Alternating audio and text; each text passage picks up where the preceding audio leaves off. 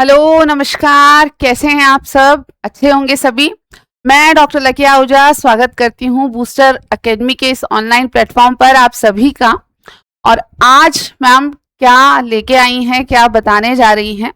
तो मैम बताने जा रही हैं कि मनोविज्ञान को ज़ीरो से कैसे पढ़ना है, यानी आपको शुरुआत कैसे करनी है। खास करके सभी जो शिक्षक भर्तियां हैं उनमें ये कॉमन कुछ चीज़ें हैं जिनको हम डिस्कस करेंगे। सेकेंड ग्रेड हो, ग्रेड 1 हो या तृतीय श्रेणी की परीक्षा हो, सभी में आपको मनोविज्ञान पूछा जाता है। ठीक है, अब पूछा जाता है तो आपको पढ़ना होता है। तो पढ़ने के लिए शुरुआत कैसे करनी है, आपको अगर कुछ भी नहीं पता है तो क्या बातें ध्यान रखनी है, आप ज़ीरो से इसे कैसे शुरू करेंगे, और साथ के साथ क्या गलतियां आप लोग करते हैं या जो सामान्य छात्र है वो किस प्रकार की गलतियां करता है, किन गलतियों को आपको नहीं करना है, किन गलतियों से बचना है, ये सारी चर्चा भी हम करने वाले हैं। और इसके साथ ही डिस्कस करेंगे कि जो अब आपकी परीक्षाओं में पैटर्न आ रहा है, जो भी शिक्षक भर्तियों का ट्रेंड है या पैटर्न है, वो किस प्रकार बदल रहा है, आपके प्रश्न जो हैं वो किस प्रकार के अब हो गए हैं, पहले कैसे थे, इस ट्रेंड को समझते हुए ही आपको अपनी प्रिपरेशन करनी है। तो इस सारी बात की चर्चा हम आज की कक्षा में करने वाले हैं। तो ये चर्चा हम शुरू करेंगे उससे पहले देखते हैं, ये एक मंत्र है, इस मंत्र को आप पढ़ पा रहे हैं। आप में से कईयों ने इसको पहले भी पढ़ा होगा या सुना अवश्य होगा। क्या है मंत्र? उत्तिष्ठे जागृते प्राप्य वरानी बोधते। कठोपनिषद से ये मंत्र लिया गया है। संस्कृत में है, तो आप लोग को संस्कृत जितनी भी आती है अच्छी आती होगी मुझसे। तो क्यों? क्योंकि मेरी जो तृतीय भाषा है वो संस्कृत नहीं थी, वो थी गुजराती। मुझे थोड़ी सी कम आती है, लेकिन फिर भी इस मंत्र का अर्थ समझ में आता है। इस मंत्र का अर्थ तो आपको समझना ही है कि हाँ, उठो जागो और तब तक ना मत रुको जब तक कि अपना लक्ष्य प्राप्त ना कर लो। तो ये क्यों आपके सामने आज मैं लाई हूं कि कुछ बच्चे ये इंतजार करते हैं कि मैम भर्ती आ जाए, नोटिफिकेशन आए, फॉर्म भर जाए, फिर हम पढ़ना शुरू करें, और वहीं पहली गलती हो जाती है। हम गलतियों की बात करने जा रहे हैं ना कि आप लोग सामान्य रूप से कौन सी गलतियां करते हैं। पहली गलती तो वहीं हो जाती है कि हम इंतजार करते रहते हैं, हम टाइम पास करते रहते हैं, हम सोचते हैं हाँ पढ़ लेंगे, हाँ आए तो सही, अभी तो भर्ती ही नहीं है।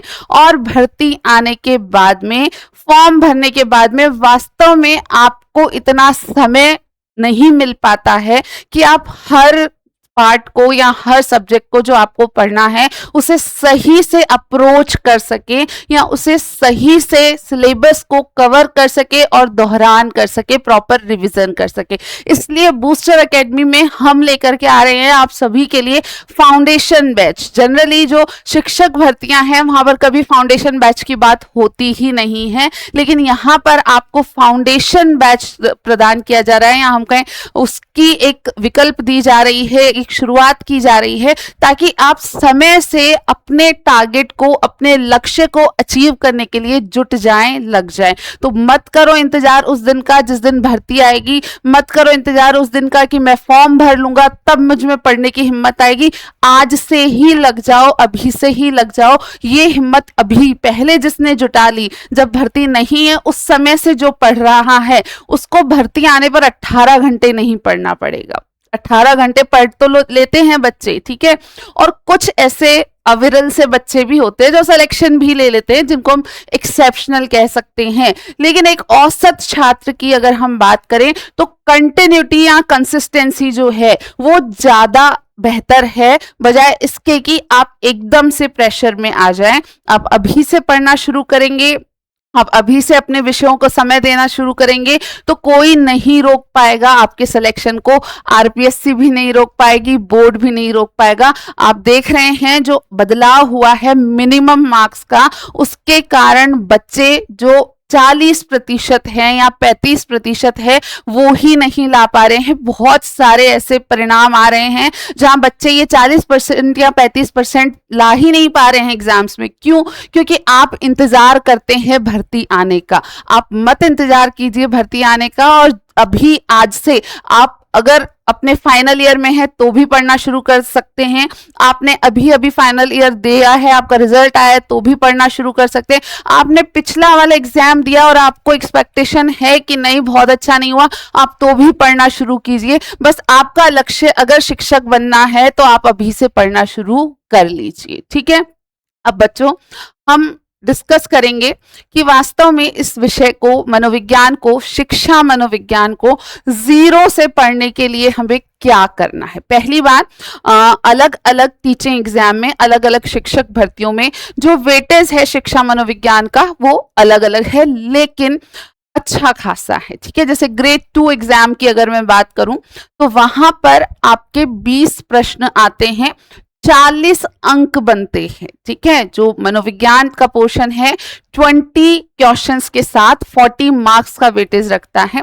ऐसे हम दूसरे एग्जाम्स में बात करें तो रीट में अच्छा खासा वेटेज है, 30 क्वेश्चंस 30 मार्क्स का वेटेज है। जो आपका तृतीय श्रेणी परीक्षा है वहां पर अगर हम सिर्फ मनोविज्ञान की बात करें तो 10 प्रश्न वहां पर भी हैं। ग्रेड फर्स्ट की बात करें तो वहां पर अगर हम मनोविज्ञान, पेडागोजी, आईसीटी उसको एक बल्क के रूप में रखें तो वो भी आपके लगभग 30 नंबर का कंटेंट बनता है। तो एक वेरिएशन है, 20, 30, 40 अंक तक ये आपके एग्जाम्स में आता है।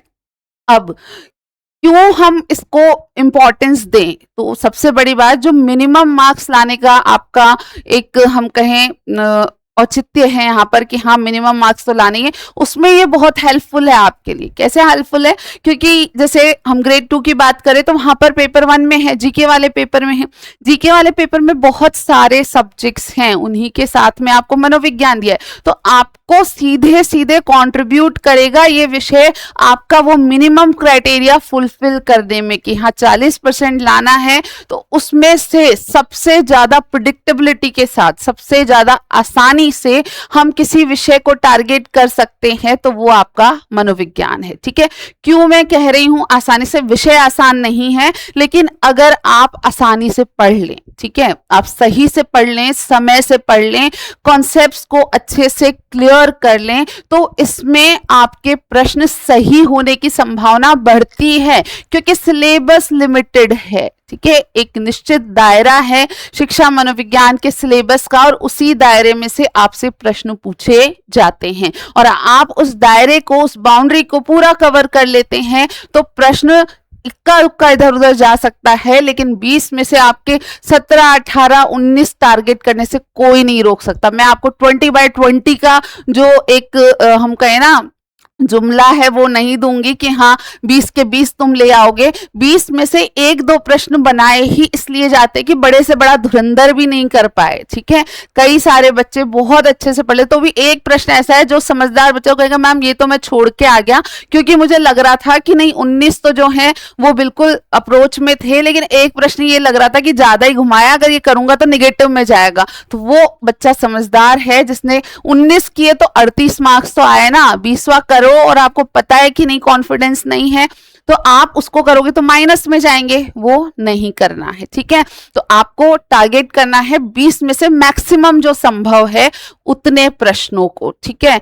अब याद क्या रखना है इस विषय के लिए कि कोई रटने वाला विषय नहीं है। सबसे पहली बात, ये बहुत इंपॉर्टेंट बात भी है कि ये सब्जेक्ट रटने वाला है ही नहीं। कैसे नहीं है, तो आप बोलोगे मैम कौन सा सब्जेक्ट है रटने वाला। कुछ सब्जेक्ट्स आप समझदार हो, ठीक है, जिनमें रटने से भी काम चल जाता है। क्यों, क्योंकि वहां सिर्फ तथ्य हैं, एक शब्द होता है फैक्ट, या हम कहें तथ्य, जहां पर तथ्य अधिक हैं वहां रटने से काम चल जाता है। पर मनोविज्ञान में तथ्य अधिक नहीं है, अवधारणाएं अधिक हैं, ठीक है, और उन अवधारणाओं का अनुप्रयोग भी है, एप्लीकेशन भी है। ये जो विषय है ये रटने वाला नहीं है, तथ्यात्मक विषय नहीं है, ये 3 चीजों का विषय है। किन किन 3 चीजों का विषय है कि एक तो इसमें आपको अलग अलग मनोवैज्ञानिक जो अलग अलग संप्रदाय से संबंधित हैं उनके बारे में पढ़ना होता है, किस मनोवैज्ञानिक ने क्या कार्य किया, किस संप्रदाय से संबंधित है, क्या सिद्धांत दिया, आदि आदि, ठीक है। दूसरा आपको अवधारणा पढ़नी है, कॉन्सेप्ट पढ़ना है। तो लर्निंग क्या है, मोटिवेशन क्या है, अभिप्रेरणा क्या है, ऐसे ही चिंतन क्या है, या कहें आपका हुआ मेमोरी क्या है, स्मृति क्या है, पर्सनालिटी या व्यक्तित्व क्या है, बुद्धि क्या है। ये कॉन्सेप्ट को समझना ही अपने आप में इस सब्जेक्ट में बहुत इंपॉर्टेंट है।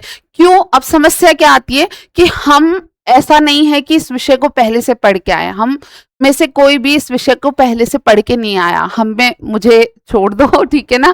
स्टूडेंट जो किसी भी शिक्षक भर्ती की तैयारी कर रहा है वो मनोविज्ञान विषय को एक विषय के रूप में पहले से पढ़ के नहीं आया है। हम जानते हैं कि जो भी टीचिंग का कोर्स आपने किया है, डिग्री ली है, आपने एसटीसी किया है या बीएड किया, उसमें आपने कितना पढ़ा है आप लोग अच्छे से जानते हैं। और स्कूल एजुकेशन में, विद्यालयी शिक्षा में ये एक विषय के रूप में आपने कहीं पर भी नहीं पढ़ा। आपने इतिहास पढ़ा है, आपने भूगोल पढ़ा है, आपने अंग्रेजी पढ़ी, हिंदी पढ़ी, आपने गणित भी पढ़ी है भाई। सारे जो आपके जीके में पेपर में सब सब्जेक्ट्स आएंगे वो सब तुमने पढ़े हैं, लेकिन ये नहीं पढ़ा है। कब? अपनी विद्यालयी शिक्षा में, अपनी स्कूल एजुकेशन में, ठीक है। ये आपको पढ़ना होता है एग्जाम के लिए।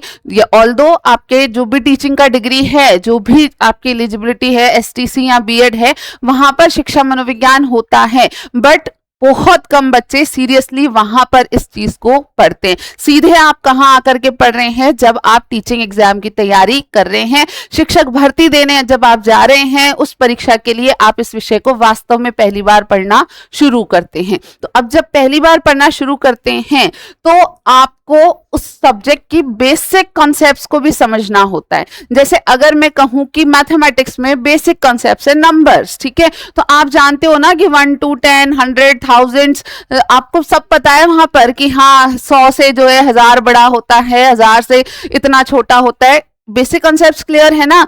एडिशन क्या है, माइनस क्या होता है, सब्ट्रैक्शन क्या है, गुणा क्या होता है, भाग क्या होता है, आप जानते हो। इधर नहीं जानते हो बेसिक कॉन्सेप्ट्स भी। उल्टे समस्या क्या आ जाती है यहाँ पर कि हम हमारे दैनिक जीवन के जो अनुभव प्राप्त करते हैं उसमें मनोविज्ञान से संबंधित अवधारणाओं को हम उस शब्द को उपयोग लेते रहते हैं, गलत तरीके से लें भले ही, ठीक है ना। जैसे आप बहुत आसानी से किसी की पर्सनालिटी के बारे में बात कर लेते हैं, ठीक है, कि उन सर की पर्सनालिटी तो बहुत बढ़िया है, अरे यार क्या पर्सनालिटी है, उन मैडम की पर्सनालिटी तो इतनी अच्छी है, उनकी यार ऐसे लगता नहीं है कि वो बंदा जो है जो आईएएस है, नहीं नहीं, उसको देखने में उसकी पर्सनालिटी आईएएस जैसी लगती नहीं। ऐसा आप, मैं तो अब नहीं साइकोलॉजी अच्छे से पढ़ चुकी हूँ, या कोई भी सामान्य व्यक्ति ऐसी बातचीत करते हुए पाया जा सकता है। और सामान्य रूप से वो जो बातचीत होती है वो सिर्फ किस आधार पर होती है कि वो व्यक्ति कैसा प्रेजेंट हो रहा है, कैसा दिख रहा है, कैसे कपड़े पहने, कैसा बातचीत कर रहा है। जबकि जब हम पर्सनालिटी की बात करते हैं, व्यक्तित्व की बात करते हैं, तो उसमें सिर्फ बाह्य गुण ही शामिल नहीं होते। हमने जजमेंट कर दिया, हमने जज कर दिया किसी की पर्सनालिटी को किस आधार पर? बाह्य गुणों के आधार पर। लेकिन ये बाह्य गुण वास्तव में मनोवैज्ञानिक दृष्टि से किसी भी व्यक्ति के व्यक्तित्व को आंकने के लिए काफी नहीं है। उस व्यक्ति के मनोवैज्ञानिक गुण या आंतरिक गुण भी उतना ही महत्व रखते हैं, वास्तव में तो अधिक महत्व रखते हैं उसके बाह्य गुणों की तुलना में। ये हम बहुत बाद में जान पाते हैं, जब आप बेसिक कॉन्सेप्ट्स को पढ़ते हैं तब आपको पता चलता है कि नहीं भाई कितना लंबा चौड़ा है, कितने साफ सुथरे कपड़े पहने, जूते कैसे पहने, बात कैसे कर रहा है। इसके अलावा भी कुछ चीजें हैं जो मैटर करती हैं उस व्यक्ति के व्यक्तित्व का जजमेंट देने के लिए, कि वो कितना तनाव झेल सकता है, वो विपरीत परिस्थितियों में कैसा व्यवहार करता है, वो लोगों से जब मिलता है तो कितनी प्रसन्नता से मिलता है। ये सब चीजें वास्तव में उसके व्यक्तित्व का हिस्सा होती है। लेकिन सामान्य जो लोग हैं, या हम कहें कॉमन जो पीपल हैं, आम जो लोग हैं, वो किसी को भी कह देंगे कि ये अच्छा व्यक्तित्व है, ये बुरा व्यक्तित्व है। तो यहाँ ऐसे बहुत सारे बेसिक कॉन्सेप्ट्स हैं जिनके मिथक हमें तोड़ने होंगे। जैसे एक शब्द आप बहुत कॉमनली यूज लेते हैं ना, अरे बहुत एटीट्यूड है उसमें, ठीक है। जैसे आप एग्जाम्पल दूं तो कोई भी स्टूडेंट कह सकता है, आपका कोई दोस्त था, ठीक है, वो आरएएस बन गया। अब बोलोगे अरे यार पहले तो ऐसे घूमता था हम सबके साथ में, इधर चाय पीने जाते थे, लाइब्रेरी साथ ही जाते थे, अब तो बहुत एटीट्यूड आ गया उसमें, भाई देखता ही नहीं है हमारी तरफ, तो खूब ही एटीट्यूड आ गया उसमें। हमने क्या बोला? एटीट्यूड, जो मनोविज्ञान का एक कॉन्सेप्ट है, ठीक है, एक अवधारणा है। और यहाँ यानी मनोविज्ञान में जब आप पढ़ेंगे अभिवृत्ति क्या होती है, मनोवृत्ति क्या होती है, तब आप जानेंगे कि ये वास्तव में आपका दृष्टिकोण या नजरिया है किसी घटना के प्रति, किसी व्यक्ति के प्रति, किसी परिस्थिति के प्रति, ठीक है। तो आप ये नहीं कह सकते कि उसमें एटीट्यूड है। भाई उस व्यक्ति का एटीट्यूड किसके प्रति कैसा है, आपका एटीट्यूड उसके लिए नेगेटिव हो सकता है या उसका एटीट्यूड आपके लिए नेगेटिव हो सकता है, लेकिन उसमें एटीट्यूड है, जिसको हम घमंड को प्रदर्शित कर रहे हैं ना एटीट्यूड शब्द से, वो लेमैन का लैंग्वेज है, हमने उसको अडॉप्ट कर लिया है, हमने मान लिया है कि एटीट्यूड यानी कि घमंड, जबकि मनोविज्ञान में एटीट्यूड यानी कि घमंड नहीं होता है। एटीट्यूड या अभिवृत्ति जो है वो किसी व्यक्ति का दृष्टिकोण है, उसका चीजों को देखने का नजरिया है। अभी हम बहुत डिटेल में कॉन्सेप्ट्स को नहीं डिस्कस करेंगे क्योंकि ये आपका एक जनरल क्लास है जिसमें हम सब्जेक्ट की जो बेसिक स्ट्रेटजी है, जो माइक्रो मैनेजमेंट है सब्जेक्ट का, उसको डिस्कस कर रहे हैं, ठीक है।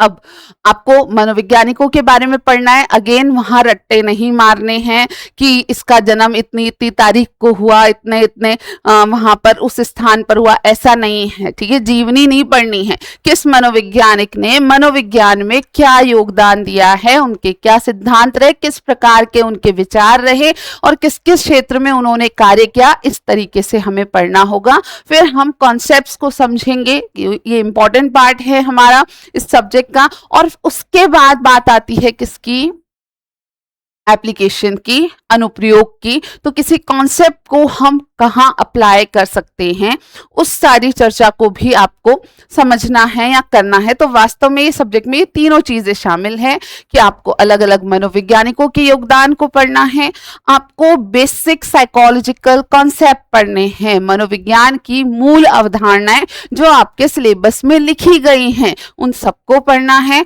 और उसके बाद उन मूल अवधारणाओं की जो एप्लीकेशन है, जो उसका अनुप्रयोग है, उसे भी हमें पढ़ना है। अब ये जो पार्ट है ना एप्लीकेशन, यहाँ आकर के चीजें थोड़ी सी डिफिकल्ट हो जाती हैं क्योंकि कई बच्चे ये दो तक तो कर लेते हैं, ठीक है। आपने क्या कर लिया, मनोवैज्ञानिकों के नाम पढ़े, कौन मनोवैज्ञानिक कहाँ क्या करता था, क्या प्रकार के उसने सिद्धांत दिए, आपने ये पढ़ लिया।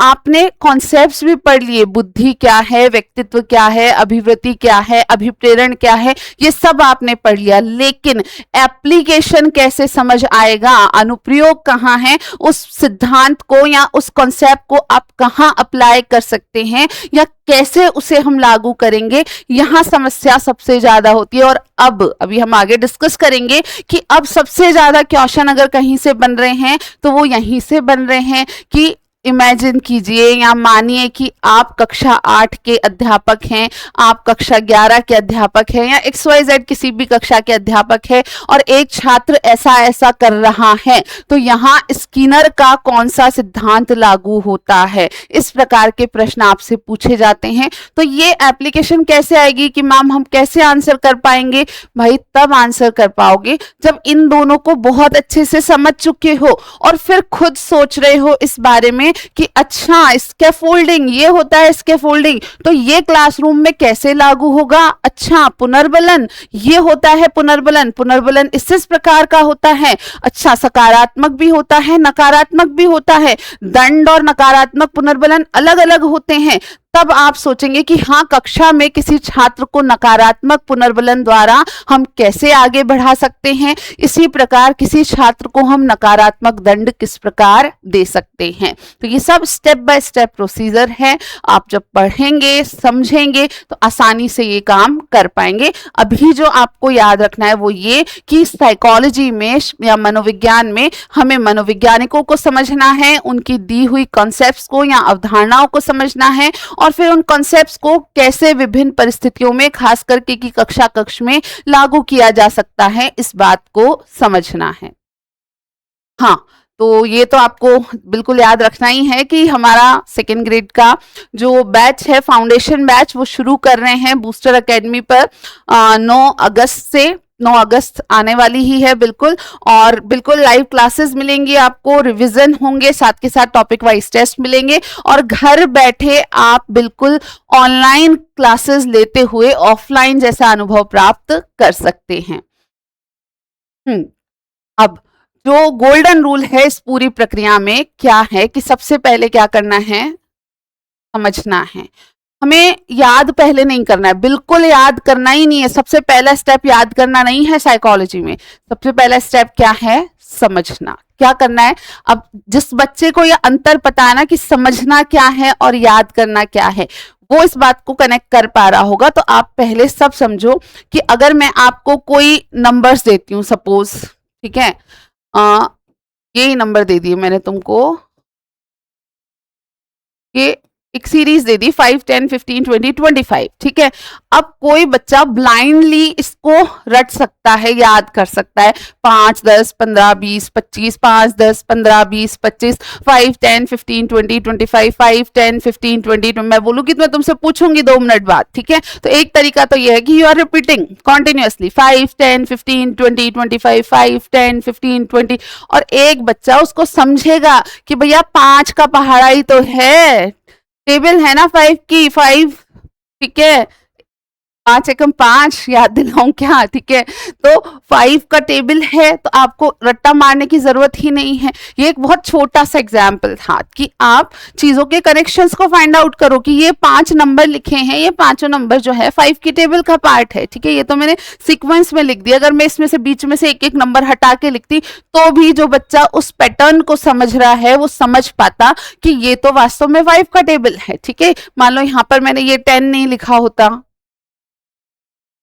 सपोज 5 लिखा होता, 15 लिखा होता, 25 लिखा होता और 35 लिखा होता, ठीक है। अब मैं कहती कि मैं आपसे पूछूंगी ये 4 नंबर की सीक्वेंस 5, 15, 25, 35, तो भी जो बच्चे ने ये पैटर्न पकड़ लिया कि है तो 5 का टेबल, बीच बीच में से एक एक नंबर मिस किया गया है, हटाया गया है। तो आपको पहले क्या करना है, साइकोलॉजी में समझना है। ये मैथमेटिक्स नहीं पढ़ा रही, मैथमेटिक्स मैम बिल्कुल नहीं पढ़ा सकती है, मैम सिर्फ साइकोलॉजी पढ़ा सकती है। तो आपको क्या करना है, पहले तो समझना है, फिर उसको क्या करना है, सेकेंड स्टेप क्या है, उसको याद करना है। और नेक्स्ट स्टेप आता है आपका एमसीक्यू का।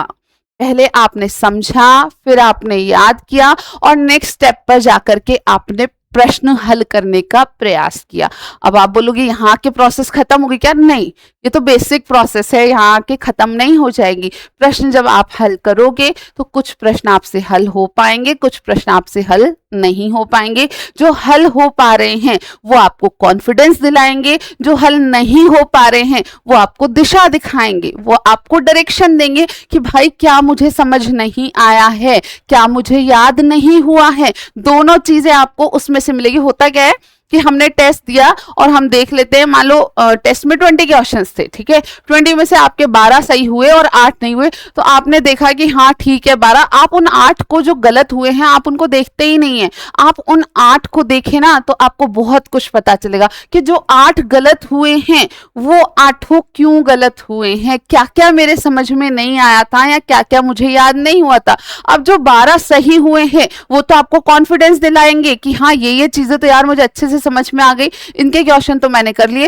लेकिन यार ये वाइगोत्स्की की थ्योरी से क्वेश्चन आया, ये मेरे गलत हो गया, ये कॉलबर्ग वाली से आया, ये भी गलत हो गया, ये जो था थॉर्नडाइक वाली से तो बिल्कुल सही हुआ है मेरा, और ये जो था अभिप्रेरणा का क्वेश्चन ये भी सही हुआ है मेरा। तो आपको एक डायरेक्शन मिल रही है कि हाँ ये टॉपिक्स तो मैंने अच्छे से समझे हैं, लेकिन कुछ पर्टिकुलर टॉपिक्स मेरे अभी रह गए हैं। तो ये एमसीक्यू लगाने के बाद की भी अपनी प्रक्रिया है। अभी तो हम बेसिक प्रोसेस की बात कर रहे हैं, बट ये प्रक्रिया काफी बड़ी है कि आपने एमसीक्यू लगाए, आपने देखा कि आपके कौन से प्रश्न सही हो रहे हैं, कौन से गलत हो रहे हैं। जो गलत हो रहे हैं आपने उनको देखा कि हाँ इससे इस टॉपिक से मेरे प्रश्न गलत हो रहे हैं, आपको उन्हें वापस पढ़ना है। आपको नहीं समझ आ रहा, आप अपने टीचर से पूछे, आप अपनी बुक को दोबारा पढ़े, आप किसी भी तरीके का सहारा लें, आप यूट्यूब का सहारा लें, आप किसी और प्लेटफॉर्म का सहारा लें, लेकिन उन पर्टिकुलर टॉपिक्स को दोबारा समझने का प्रयास करें।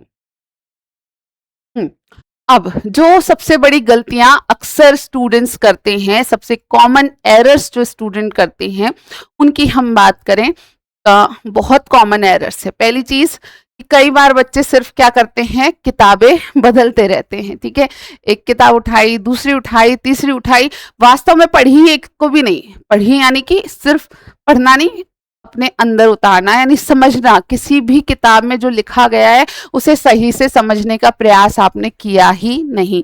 ये भी नहीं आया, ये भी अच्छी नहीं है, ये भी अच्छी नहीं है, ये भी अच्छी नहीं है। भाई तुम अच्छे हो तो कोई ना कोई अच्छी जरूर निकलेगी। तो आपको अपने पूरे समय में ये काम नहीं करना है, पहले ही रिसर्च कर लो जितनी करनी है, कौन सी किताब पढ़नी है, किस टीचर से पढ़ना है, किस प्लेटफॉर्म पे पढ़ना है, सारी रिसर्च अपनी तैयारी शुरू करने से पहले ही कर लो। उसके बाद घड़ी घड़ी बार बार इधर उधर भटकने की कोई आवश्यकता नहीं है। आपको ये काम तो बिल्कुल नहीं करना है कि आपने एक महीने एक किताब पढ़ी, अब फिर किसी ने बोला नहीं नहीं ये ज्यादा अच्छी है, फिर उसको चेंज, चलो एक बार कर भी ली, फिर 15 दिन पढ़ के फिर किसी ने कहा नहीं नहीं यार ये और नई आ गई, ये और अच्छी है, फिर आपने चेंज कर ली, कहीं के नहीं रहोगे, सीधी सी बात। ठीक है, फिर एक जो दूसरा काम आप लोग करते हैं, क्या, नोट्स इकट्ठे करते रहते हैं। वो टेलीग्राम पे वो पीडीएफ आई डाउनलोड, ठीक है, उसने दूसरे चैनल पे दूसरी भेजी डाउनलोड, उसने तीसरे चैनल पे अब कोशिश करोगे खोलोगे उसको, लेकिन पढ़ोगे फिर एक को भी नहीं। कंटेंट इतना सारा इकट्ठा कर लिया आपने, कोई हजारों पीडीएफ बच्चे इकट्ठा कर लेते हैं, पढ़ते एक को भी नहीं है। ये गलती बिल्कुल भी नहीं करनी है। और सबसे बड़ी गलती जो आप लोग करते हैं, क्या, कि भाई साइकोलॉजी पढ़ने के लिए सीधे एमसीक्यू से शुरू कर लेते हैं। चलो यार क्वेश्चन से शुरू करेंगे, ये मतलब उल्टी गंगा बहाने का जो प्रयास करते हैं उनके लिए अब तो आपके बोर्ड ने, आरपीएससी ने कोई भी रास्ता छोड़ा नहीं है। आप ये सोचो कि हाँ ठीक है सीधे एमसीक्यू निकालें, जो पहले प्रश्न आए हैं उनके एमसीक्यू बस सॉल्व कर लें, उनको रट्टा मार लें, काम चल जाएगा। काम बिल्कुल भी नहीं चलेगा, मैं आपको गारंटी देकर के ये बात बोल रही हूँ। ठीक है, तो एमसीक्यू से शुरू करना बहुत बड़ी गलती है। ठीक है, आप कहीं के नहीं रहेंगे, वही वाली बात है। आपको लगेगा कि हाँ यार ये नाम आ रहा है, ये याद कर लिया, रट लिया मैंने, ये भी हो गया, बट आप एग्जाम में जिस लेवल का क्वेश्चन आ रहा है उसको सिर्फ एमसीक्यू से शुरुआत करके और आगे बढ़ नहीं सकते। फिर थिंकर्स को आप रटते हैं, या जो मनोवैज्ञानिक हैं जिनके सिद्धांत हैं उन मनोवैज्ञानिकों की बातों को ऐसा का ऐसा रटने का प्रयास करते हैं, ये भी सही स्ट्रैटेजी नहीं है। उस मनोवैज्ञानिक ने जो कहा उसको समझो, उसको लागू करो, वो अपने आप याद हो जाएगा। आपको उस व्यक्ति की बात को रटने की कोई जरूरत नहीं है। फिर है कि आप पढ़ तो लेते हैं, लेकिन क्योंकि लेट पढ़ना शुरू करते हैं आप सफिशिएंट रिवीजन नहीं करते हैं। अगेन तो सबसे पहले हमने बात करी कि आप भर्ती का इंतजार करेंगे, आप फॉर्म भरने का इंतजार करेंगे, फिर आप जैसे तैसे अपने पूरे सिलेबस को पढ़ने का प्रयास करेंगे और रिवीजन किसी भी चीज का नहीं कर पाएंगे। ये भी एक बहुत बड़ी गलती है, तो ये गलती आपको बिल्कुल भी नहीं करनी है। समय से पढ़ना शुरू करें, थोड़ा थोड़ा ही पढ़ें। ठीक है, आप 4 घंटे 5 घंटे जो निकाल रहे, 3 घंटे भी निकाल रहे हैं, बट वो डेली निकालें, समय से निकालें, तो आपका कोर्स सिलेबस जो है वो पूरा होगा, उसका रिवीजन भी आसानी से हो पाएगा। फिर है प्रीवियस पेपर्स देखते ही नहीं। अब तुम ये सोचोगे कि मैम ये तो दोनों कॉन्ट्राडिक्टरी बातें कर रहे हो, विरोधाभासी कथन दे रहे हो आप, कि एमसीक्यू करते हैं और प्रीवियस पेपर नहीं देखते। भाई देखने हैं, एमसीक्यू करने हैं, गोल्डन रूल में भी बताया एमसीक्यू करने, लेकिन शुरुआत एमसीक्यू से नहीं करनी है, शुरुआत यहां से नहीं करनी है। आप पहले कंटेंट को पढ़ो, समझो, उसे याद करो, फिर आप एमसीक्यू करो या प्रीवियस ईयर पेपर करो। इसका जो सीक्वेंस है, जो क्रम है, वो आपको सही रखना है। आप शुरुआत ही प्रीवियस ईयर पेपर से कर रहे हो, आपने पहली बार मनोविज्ञान पढ़ना है और पहली बार ही आप सबसे पहले प्रीवियस ईयर पेपर उठा करके देख रहे हो, तो आप कंफ्यूज ज्यादा होगे और पढ़ कम पाओगे। प्रीवियस ईयर पेपर देखना जरूर है, आप नहीं देखोगे तो वो बहुत बड़ी गलती है। देखना जरूर है, लेकिन आपके सिलेबस को जब आप पढ़ ले रहे हैं, उसे समझ ले रहे हैं, उसको याद कर ले रहे हैं, तब आपको प्रीवियस ईयर पेपर देखना है कि किस किस प्रकार के प्रश्न अब तक आ चुके हैं। जो आ चुके हैं वो ही नहीं आएंगे, लेकिन उनसे आपको एक अंदाजा लगेगा, और निश्चित ही जो भी फैकल्टी आपको पढ़ाती है वो भी इस काम को करती है। जैसे मैं हमेशा एनालिसिस करके आपको बताऊंगी, हमारी नेक्स्ट क्लास जो होगी वो भी एनालिसिस पे होगी। जो क्वेश्चन पेपर आपके अभी प्रीवियसली आए हैं, हम उनका एक विश्लेषण, एक एनालिसिस करेंगे कि पेपर में क्वेश्चन कहाँ किस टॉपिक से आ रहे हैं, किस प्रकृति के आ रहे हैं, कैसे उनका ट्रेंड चेंज हो रहा है। ठीक है, शिक्षा में मनोविज्ञान पढ़ने के लिए जो सही रोड मैप है वो क्या है। देखो मैं पानी पीती हूँ, तब तक आप देखिए इसको।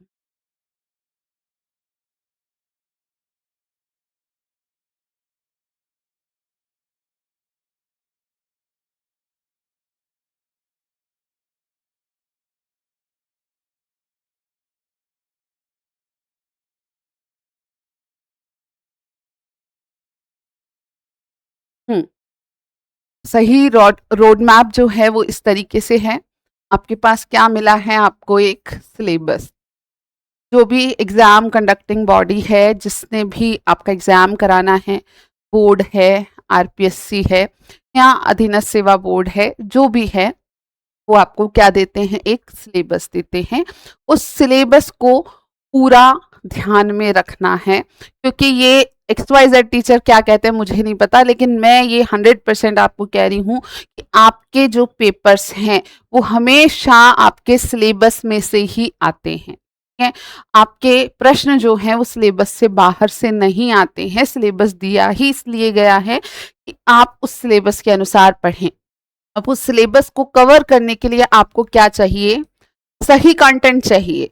सही कंटेंट की परख किसको हो सकती है, क्या एक नए स्टूडेंट को हो सकती है, शायद नहीं, लेकिन जो पढ़ के टीचर बन चुके हैं उनको तो पता है ना कौन से टीचर का कंटेंट सही है, कौन आपको सही दिशा में लेकर के जा सकता है, कौन सा प्लेटफॉर्म आपको क्या वास्तव में दे सकता है। तो ये सही कंटेंट तक पहुंचने के लिए आपको दूसरों के जो अनुभव है उनकी सहायता लेनी। और अब यहाँ डेफिनेटली क्योंकि आप अभी बूस्टर के प्लेटफॉर्म पर इस क्लास को देख रहे हैं, तो मैं आपको ये विश्वास दिलाती हूँ कि मनोविज्ञान में और अन्य किसी भी विषय में आपको कम से कम ये समस्या तो नहीं होने वाली कि आपको कंटेंट गलत दिया जा रहा है।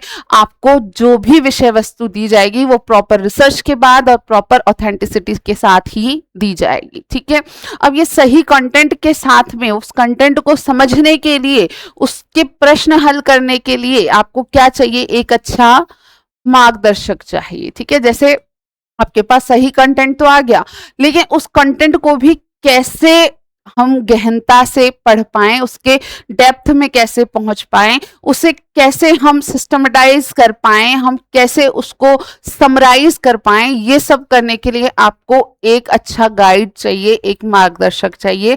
वो मार्गदर्शक के रूप में हम लोग आपके पास उपलब्ध हैं। आपके लिए वो मैं हो सकती हूँ, अन्य कोई अध्यापक हो सकते हैं। ऑब्वियसली हमारी पूरी टीम आपको एक गाइड के रूप में सारी चीज़ों को करने के लिए सहायक रहेगी। हम अपना ये जो दायित्व है ये अच्छे से निभाने का पूरा प्रयास करेंगे।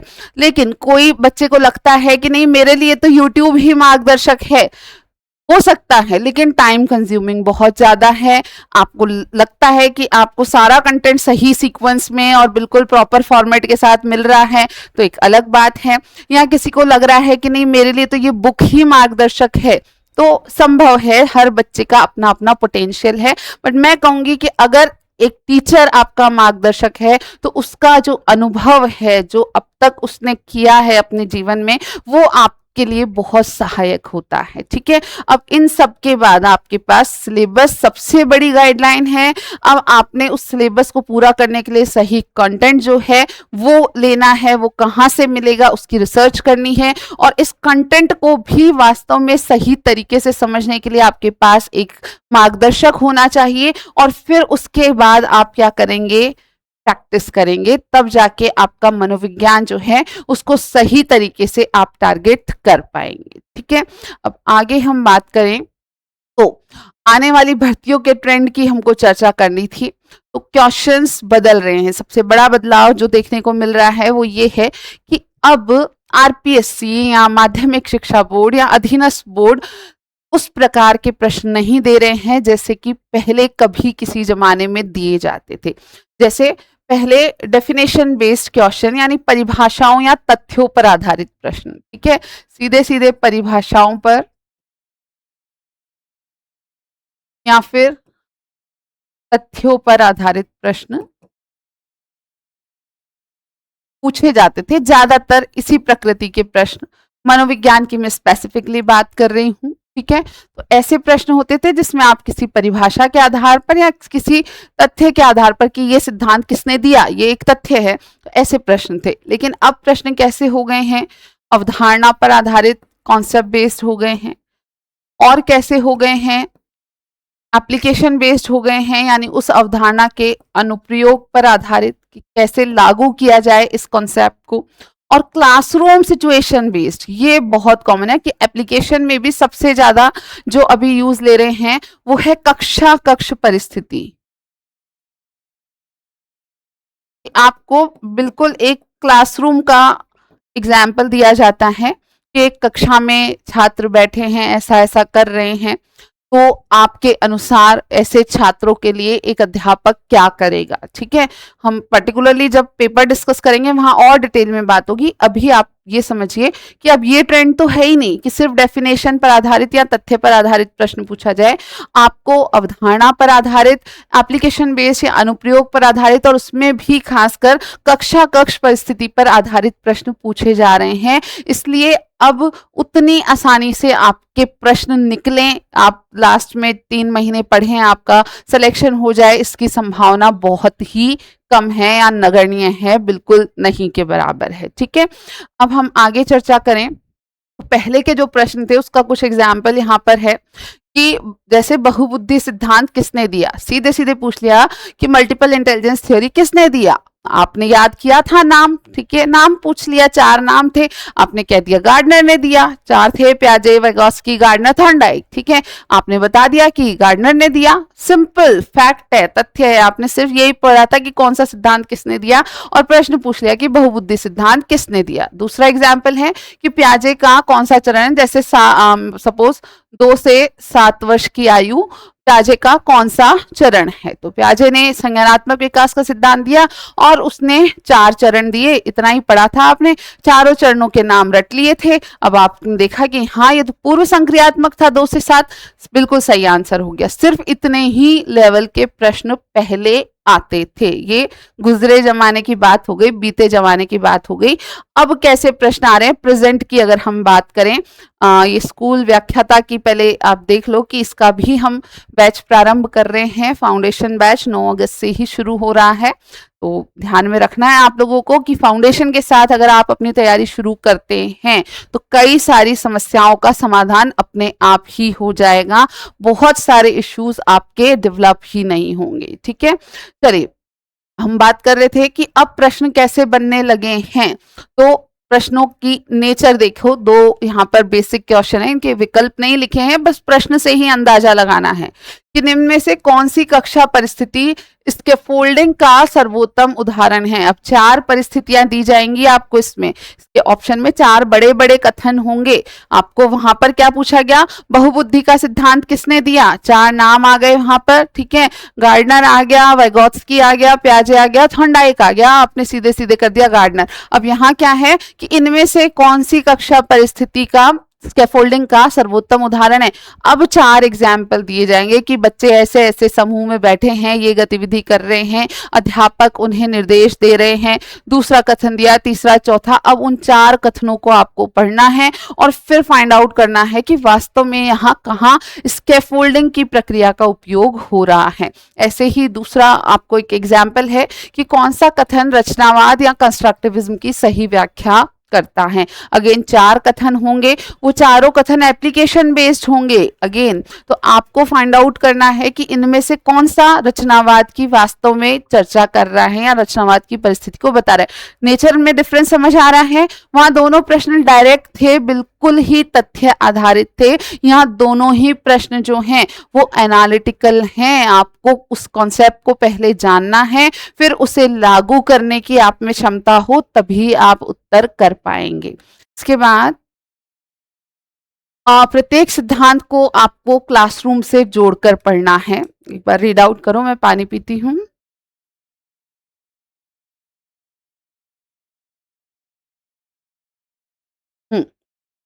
अब जब भी कोई सिद्धांत पढ़ रहे हैं, आपको हमेशा अपने आप को टीचर मान करके पढ़ना है। जब आप शिक्षक भर्ती की तैयारी कर रहे हैं, यानी आप शिक्षक बनना चाहते हैं, हम ये अज्यूम करके चलते हैं, हम ये मान के चलते हैं कि जो छात्र शिक्षक बनना चाहते हैं वे शिक्षक भर्ती की तैयारी कर रहे हैं। तो जब आप पढ़ रहे हैं तो आपको एज अ टीचर सोचना है अपने आप को कि हाँ मैं कक्षा में पढ़ा रहा हूँ, मैं टीचर हूँ। ठीक है, मैं टीचर बन गया हूँ। इससे क्या होगा कि रेदर देन थिंकिंग स्किनर ने क्या कहा, ठीक है, आपको ये समझना होगा कि हाँ स्किनर ने ये कहा, अब मैं कल कक्षा में पढ़ाने जाऊंगा तो मैं इस टोकन इकोनॉमी को कैसे यूज लूंगा। स्किनर ने टोकन इकोनॉमी बताई, मैंने आपको क्लासरूम में टोकन इकोनॉमी का उदाहरण दिया, मैंने आपको समझाई कि टोकन इकोनॉमी क्या है, कैसे इसे उपयोग में लेते हैं। अब आपको ये सोचना है कि हाँ मैं टीचर हूं, मैं जब क्लासरूम में जाऊंगा तो मैं टोकन इकोनॉमी को कैसे अपने बच्चों के लिए यूज में लूंगा।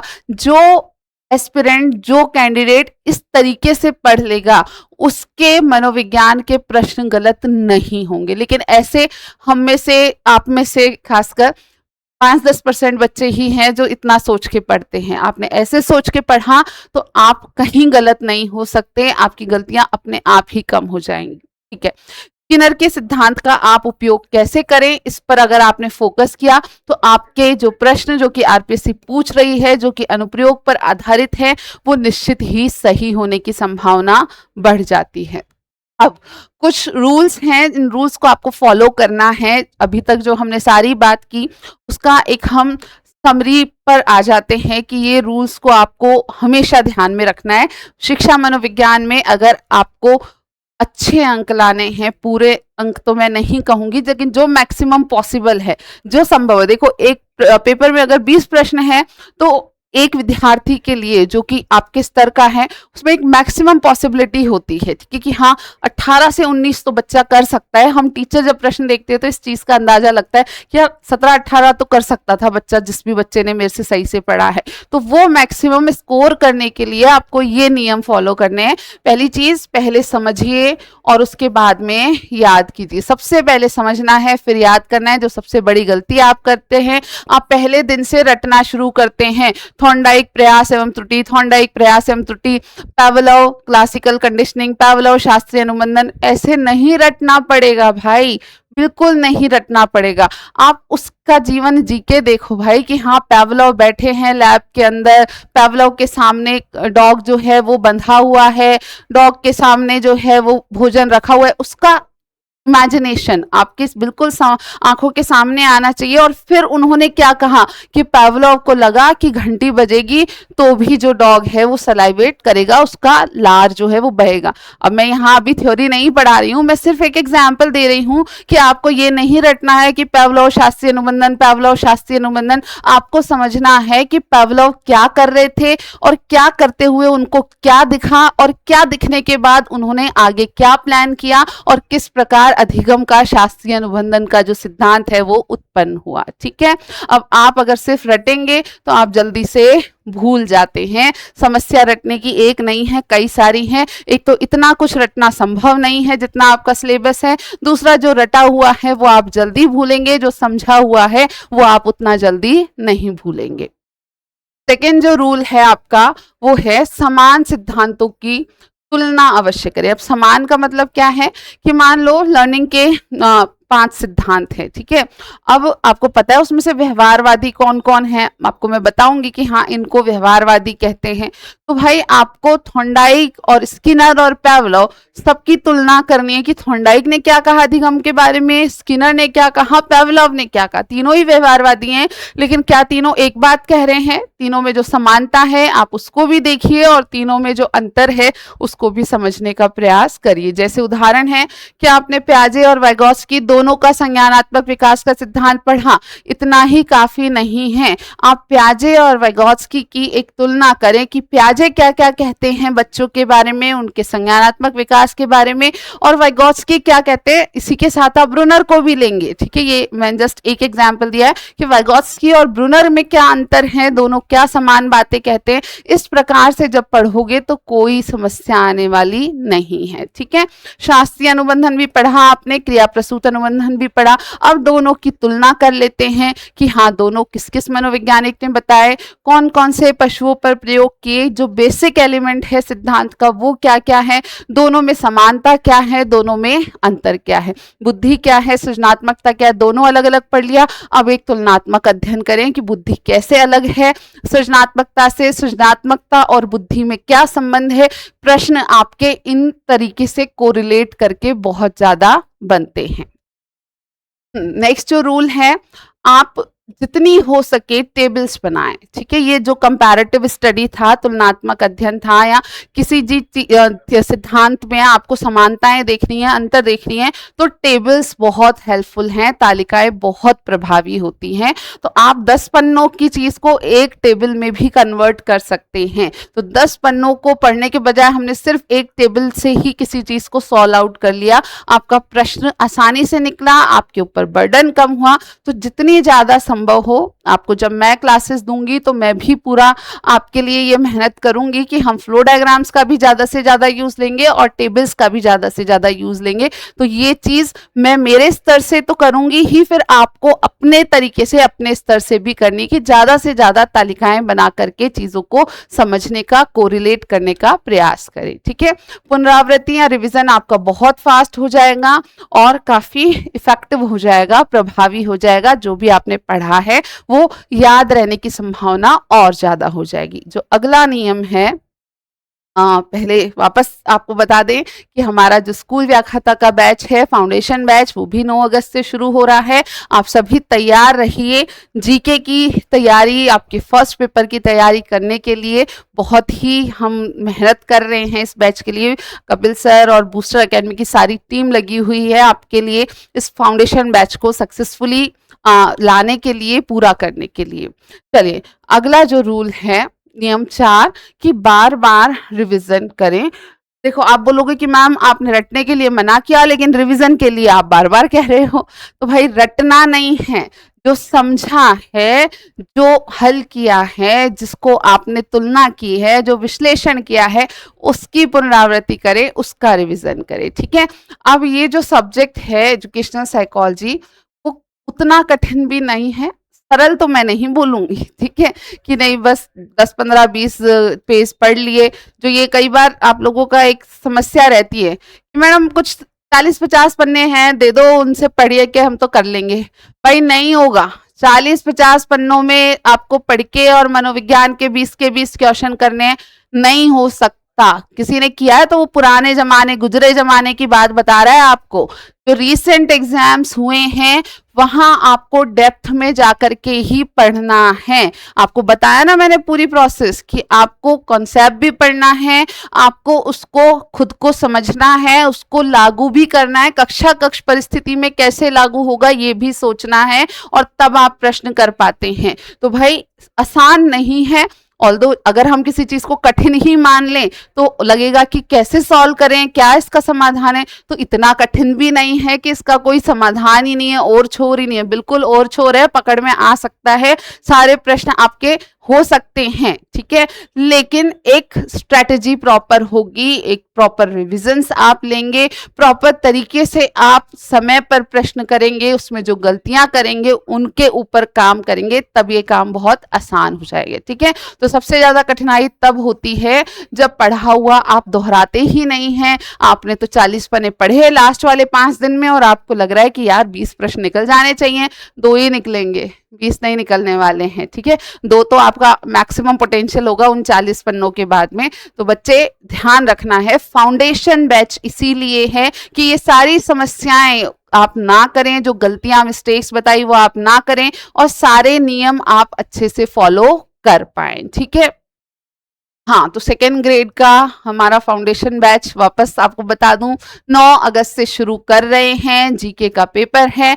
आपको फाउंडेशन बैच की इंपॉर्टेंस अगर समझ में आ गई तो आप जरूर एनरोल करेंगे इसमें, और क्योंकि टीम आपको कपिल सर ने बहुत बेहतर ला करके दी है, और जो बच्चे वास्तव में पढ़ना चाहते हैं, जो सिलेक्शन लेना चाहते हैं, वो बिल्कुल इस फाउंडेशन बैच में अपने आप को जरूर एनरोल कर लेंगे।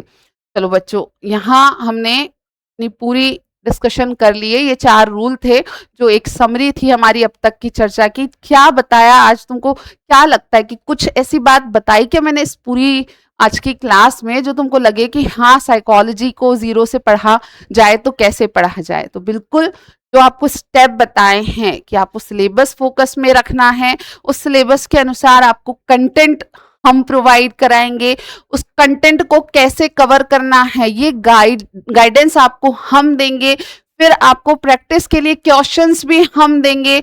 आपके क्वेश्चंस का एनालिसिस भी हम करेंगे कि आप क्या गलत कर रहे हैं और उस गलती को आप आगे कैसे सुधार सकते हैं। ये सारा काम आपके लिए हम करने के लिए यहाँ पर उपलब्ध हैं, तो आपको बिल्कुल रेडी रहना है। साइकोलॉजी की कोई समस्या अब आपके लिए नहीं रहेगी। डेफिनेटली आप जो भी पढ़ने वाले हैं वो बिल्कुल क्रिस्प तरीके से पढ़ेंगे। जो एक समस्या मैं देखती हूँ बच्चों में, वो ये लास्ट बात और सबसे इंपॉर्टेंट बात मैं बताने जा रही हूँ कि आपको लगता है ना हम अपने आप भी पढ़ सकते हैं। पढ़ सकते हो, ठीक है, आप लोग भाई पढ़े लिखे तो हो ही ना, आपने ग्रेजुएशन कर लिया है या 12th कर ली है, आपने बीएड या एसटीसी की डिग्री ले ली है, आप अपने आप भी पढ़ सकते हो, ठीक है। लेकिन ये विषय ना थोड़ा सा कॉम्प्लेक्स है। जैसे एक स्टेटमेंट है, मैं लिखती हूँ, आपके जीवन में आजकल कई परिवर्तन हो रहे हैं या चल रहे हैं, ठीक है।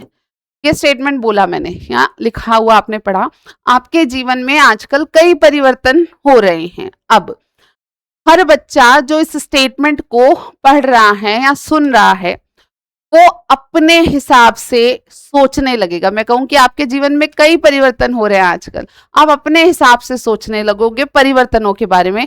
कोई सोचेगा यार घर में ना पापा से बड़ा आजकल रोज रोज खिचखिच हो रही है, कल पापा ने कुछ मना कर दिया था, फिर मेरा झगड़ा हो गया, बहस हो गई, मतलब जैसे डिस्टर्ब चल रहा है, सब कुछ परिवर्तन तो हो रहे हैं, ठीक है। कोई दूसरा बच्चा सोच सकता है कि यार फाइनेंशियल क्राइसिस आ गई है, अब बहुत दिन हो गए यहाँ पर समस्या, पिछली एग्जाम में भी मेरा सिलेक्शन नहीं हो पाया, कैसे करूं मैं, अपनी ज़रूरतें कैसे पूरी करूं।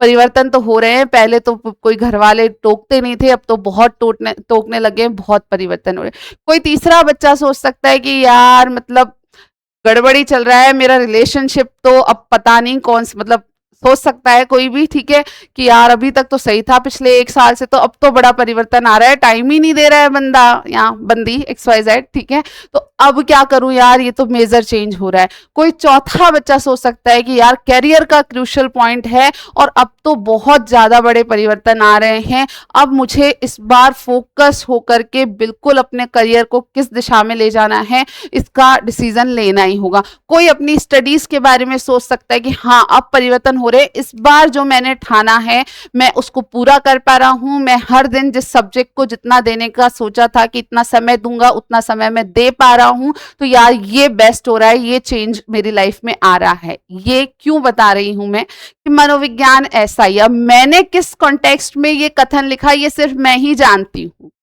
मैंने तो पढ़ाई के कॉन्टेक्स्ट में ही लिखा था, मैंने परिवार को नहीं याद किया, मैंने आपके फाइनेंशियल स्टेटस को नहीं याद किया था, मैंने आपके रिलेशनशिप्स के बारे में कुछ नहीं सोचा था, मैंने आपकी सोशल लाइफ के बारे में कुछ नहीं सोचा था, मैंने सिर्फ और सिर्फ आपकी पढ़ाई को ध्यान में रख के ये स्टेटमेंट लिखा था। लेकिन आपने अपने हिसाब से अलग अलग अलग अलग सोचा, ठीक है। यही है साइकोलॉजी कि जो एग्जामिनर क्वेश्चन दे रहा है आप उस संदर्भ को समझ पा रहे हैं या नहीं समझ पा रहे हैं। कोई बच्चा ऐसा हो सकता है जो मैम को जानता है, वो सोचेगा कि हाँ मैम जब कह रही है तो पढ़ाई के बारे में ही कह रही होगी, उसकी इतनी अंडरस्टैंडिंग है कि मैम जब जीवन में कई परिवर्तन की बात कर रही है यानी कि वो पढ़ाई वाले परिवर्तन की ही बात कर रही है, मैम और XYZ इधर उधर की ज्यादा बातों पे फोकस नहीं करेंगी। लेकिन बाकी सारे बच्चे जिन्होंने अपनी फैमिली के लिए सोचा, अपनी रिलेशनशिप के लिए सोचा, अपनी जो आर्थिक स्थिति है उसके लिए सोचा, वो अलग अलग दिशाओं में भटके। इस कथन में ऐसा कुछ नहीं था जो शब्द आपको समझ में नहीं आया, शब्द तो सारे समझ में आए लेकिन उसका अर्थ सबने अपने तरीके से निकाला। यहां जो मैं बताना चाह रही हूं वो इतनी सी बात है कि आप जब एग्जामिनर के थॉट को मैच कर पाओगे कि एग्जामिनर ने जब कोई स्टेटमेंट लिखा है तो वो किस संदर्भ में लिखा है, ये कब हो पाएगा जब आप मनोवैज्ञानिक की दृष्टि से सोच पाएंगे। ऐसा व्यक्ति जो मनोविज्ञान की पूरी समझ रखता है उस दृष्टि से सोचने में सक्षम हो पाएंगे, तो आप इसके कॉन्टेक्स्ट को समझ पाएंगे। जैसे मैंने कहा ना कि जो बच्चा मुझे अच्छे से जानता है, जिसने मैम से पढ़ रखा है, जो मैम से काफी इंटरेक्ट कर चुका है, उसके दिमाग में ये है कि जहां तक तो मैम भाई बात तो इसकी कर रही है, पढ़ाई की कर रही है, इधर उधर की बात तो नहीं कर रही होगी। ये कॉन्टेक्स्ट को समझना बहुत मुश्किल है, बहुत ज्यादा मेहनत के बाद में। मुश्किल है, असंभव नहीं है, ठीक है। कब आएगा ये चीज कि कोई स्टेटमेंट लिखा गया है तो एग्जामिनर किस संदर्भ में लिख रहा है, ये तब आएगा जब आप बिल्कुल स्टेप बाय स्टेप उन सारी चीजों को फॉलो करोगे जो मैंने आपको आज की क्लास में बताई है। तो ये था हमारा फाइनल वर्डिक्ट आज के लिए। तो आप रेडी रहिए अपने आप को मनोविज्ञान की जो भी समस्याएं हैं उनसे दूर करने के लिए, ठीक है। ये पोर्शन तो आपका कवर होगा ही, साथ में हमारी पूरी जो बूस्टर की टीम है जीके के हर पार्ट को स्ट्रांगली कवर कराने वाले हैं। तो बिल्कुल एनरोल कीजिए। 9 अगस्त से जो फाउंडेशन बैच हमारा शुरू हो रहा है उसके लिए। This is all for today. Thank you for watching. Bye bye.